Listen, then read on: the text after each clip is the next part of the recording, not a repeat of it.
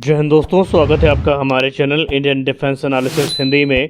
और आज के अपने इस वीडियो में हम एक ऐसी कहानी के बारे में बात करने वाले हैं जब भारतीय वायुसेना के MiG-21 फाइटर एयरक्राफ्ट ने एक पाकिस्तानी एयरक्राफ्ट का शिकार किया था।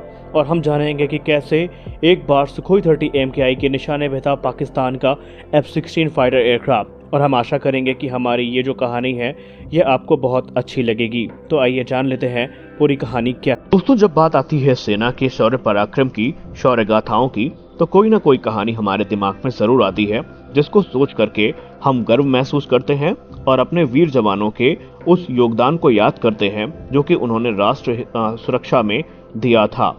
और कभी कभी कुछ घटनाएं ऐसी भी होती हैं जिनके बारे में हमें तत्काल तौर पर तो नहीं बताया जाता, लेकिन जब उन घटनाओं की जानकारी हम तक पहुंचती है तो निसंदेह उनको सुनने के बाद हमारा हृदय गर्व से भर जाता है। और आज के अपने इस वीडियो में हम भारतीय वायुसेना के एक ऐसे ही पराक्रम गाथा को आपके सामने लेकर के आए हैं जब भारतीय वायुसेना के MiG-21 जहाज ने पाकिस्तानी नौसेना के एक अटलांटिक एयरक्राफ्ट को मार गिराया था और कैसे भारत के सुखोई 30 के एयरक्राफ्ट ने पाकिस्तान के F-16 को एक जीवन दान दिया था। तो चलिए शुरू करते हैं आज का अपना ये वीडियो, क्योंकि आज की जो घटना है ये काफी ज्यादा महत्वपूर्ण है। दरअसल ये घटना है कारगिल वॉर के खत्म होने के कुछ महीनों बाद की। और इस बारे में बात करते हुए ग्रुप कैप्टन रिटायर्ड महंतो पैंगिंग सर ये बताते हैं कि उस दौरान वो एक सुखोई 30 के फाइटर एयरक्राफ्ट को उड़ा रहे थे और उनको जिम्मेदारी दी गई थी कि गुजरात बॉर्डर पर नजर रखी जाए। उन्होंने नालिया एयरफोर्स बेस से उड़ान भरी और वो एक कॉम्बैट एयर पेट्रोल पर निकले थे। तभी उनके एयरक्राफ्ट के रेडार ने कुछ सस्पिशियस जो मूवमेंट है उसको डिटेक्ट किया। उन्होंने देखा कि पाकिस्तानी ही वायु सीमा से एक तेज रफ्तार F-16 इंटरनेशनल बॉर्डर्स के तरफ बढ़ रहा है। उसकी हरकतों को देख करके, उसके रफ्तार को देख करके और उसके स्ट्राइक पैकेज को देख करके ये नहीं कहा जा सकता था कि ये सिर्फ एक मामूली एयर कॉम्बैट पेट्रोल है। दरअसल उसके इंटेंशंस कुछ और थे। वो भारतीय वायुसेना के किसी एयरक्राफ्ट को या भारत के किसी प्रमुख बेस को निशाना बना सकता था। और जैसे ही उनके रेडार ने ये पिकअप किया तो महंतो सर ने बिना देर किए अपने सुखोई 30 के रेडार को ओपन किया और एक रेडार लॉक इस्टेब्लिश किया F-16 के ऊपर। लेकिन जैसे ही ये रेडार लॉक हुआ, F-16 के पायलट को पता चला और वो तुरंत अपनी वायु सीमा में लौट गया। महंतो सर ये बताते हैं कि अगर वो ऐसा ना करता तो निसंदेह उसको मार के गिरा दिया जाता। लेकिन आखिरकार पाकिस्तानी F-16 ने ऐसा किया क्यों? इसके पीछे की वजह क्या थी? तो इसके पीछे की जो वजह है उसकी शुरुआत होती है 10 अगस्त 1999 को। 10 अगस्त 1999 को अचानक भारतीय वायुसेना के जो रेडार्स हैं वो एक सस्पिशियस एक्टिविटी को डिटेक्ट करते हैं। वो ये देखते हैं कि पाकिस्तानी नौसेना का एक एयरक्राफ्ट जो कि फ्लाइट अटलांटिक 91 है वो इंडियन एयर स्पेस में दाखिल हो चुका है। और कारगिल कॉन्फ्लिक्ट को खत्म हुए अभी कुछ ही महीने हुए थे। इसका मतलब ये था कि इस समय जो तनाव था अभी भी चरम पर था। लगातार दोनों देश अपने वायुसेना के जहाजों को स्क्रैम्बल करते थे और बॉर्डर की पेट्रोलिंग करते थे। और अचानक पाकिस्तान का जब ये जहाज भारत की वायु सीमा में पहुंचा तो निसंदेह जो चिंता थी वो लाजमी थी। और उसके बाद इंडियन एयरफोर्स ने बिना देर किए अपने MiG-21 जहाजों के एक पेयर को स्क्रैम्बल किया और उनको यह आदेश था कि पहले तो आप इनको फोर्स करें कि ये नियर बाय एयरपोर्ट पर लैंड करें और इनसे कारण पूछा जाए कि इन्होंने ऐसा क्यों किया। दूसरा ये था कि अगर ऐसा नहीं करते हैं और कोई सस्पिशियस एक्टिविटी इनके द्वारा की जाती है तो इंडियन एयरफोर्स को इस चीज की परमिशन थी कि आप इस एयरक्राफ्ट को मार के गिरा दें। और आगे चल के कुछ ऐसा ही होता है।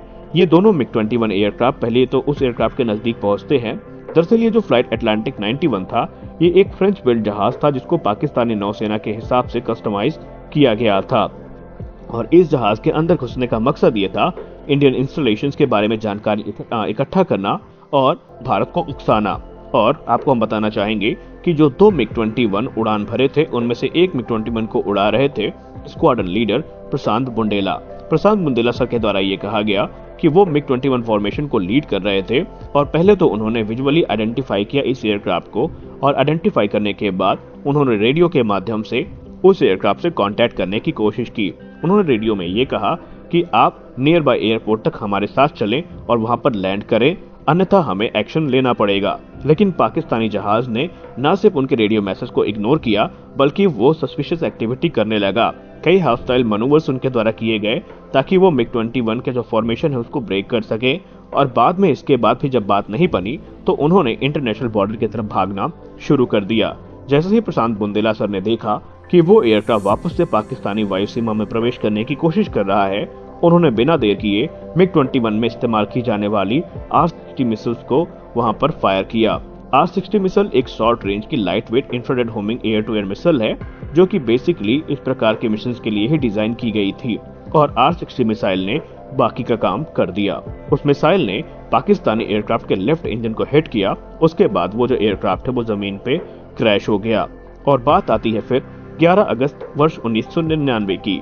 11 अगस्त वर्ष 1999 को तकरीबन 50 की संख्या में जो इंटरनेशनल जर्नलिस्ट थे वो इस मामले की पड़ताल करना चाहते थे, और उन्होंने इंडियन एयरफोर्स से ये अनुरोध किया कि वो उनको उस जगह पर ले जाएं जहां पर उस जहाज का मलबा गिरा हुआ है, ताकि वो उसको इंस्पेक्ट कर सकें।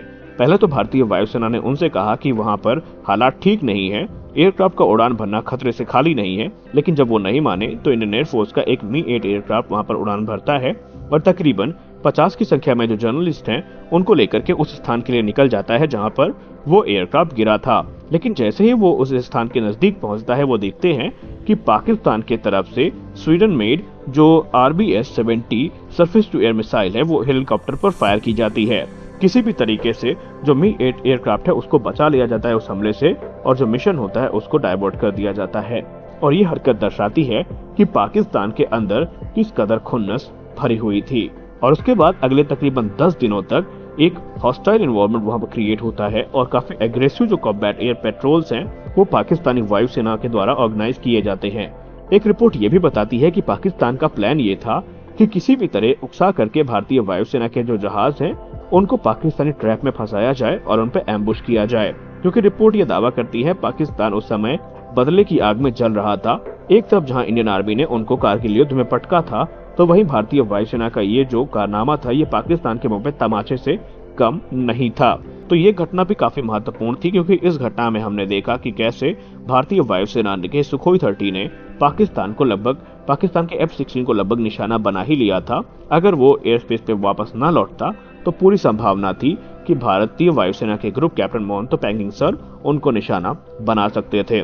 पर अगर ऐसा होता तो ये बवाल और भी ज्यादा बढ़ सकता था, क्योंकि अमेरिका ना सिर्फ पाकिस्तान के ऊपर प्रतिबंध लगा देता बल्कि अमेरिका और भी बड़ा एक्शन ले सकता था, ऐसा बताते हैं लोग। लेकिन आपको मैं बताना चाहेंगे कि अमेरिका ने इसकी जांच पड़ताल भी करी थी, और पूरे के पूरे युद्ध में पाकिस्तान के F-16 की क्या भूमिका थी इसके बारे में भी रिपोर्ट ये दावा करती है कि जांच पड़ताल करी गई थी।